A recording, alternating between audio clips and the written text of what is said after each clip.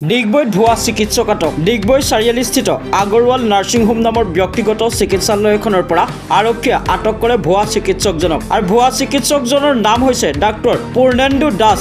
বিহাৰৰ সুমন ঝা নামৰ চিকিৎসকজনৰ পঞ্জীয়নৰ নম্বৰটোকে দাসে নিজৰ নম্বৰ বুলি দেখুৱাই 19 বছৰে চিকিৎসা কৰি আহিছে। আৰু অসম মেডিকেল কাউন্সিল অফ ৰেজিষ্ট্ৰেশ্যনৰ অভিযোগৰ ভিত্তিত আৰক্ষীয়ে অভিযান চলাইছিল আৰু অৱশেষত গ্ৰেপ্তাৰ কৰে ভুৱা চিকিৎসক ডক্টৰ পূৰ্ণেন্দু দাসক। Bureau report, Assam north east news type 24/7।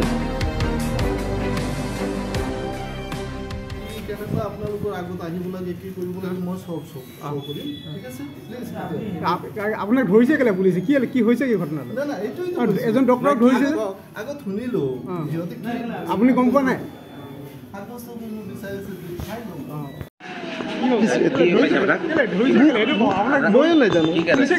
ময়ো নাজানো।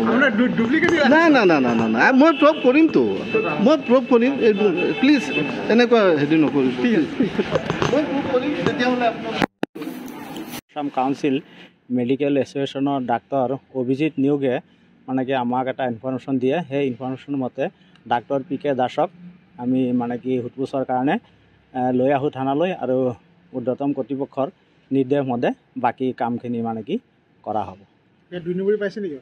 এতিয়ালৈকে আমি মানে কি তদন্ততে আছে। এতিয়া আমি FIR পালে বাকীখিনি কমপ্লিট কৰিম বুলি ঊৰ্ধ্বতম কৰ্তৃপক্ষৰ নিৰ্দেশ মতে আমি আগবাঢ়িম আৰু তদন্ত এইখিনি।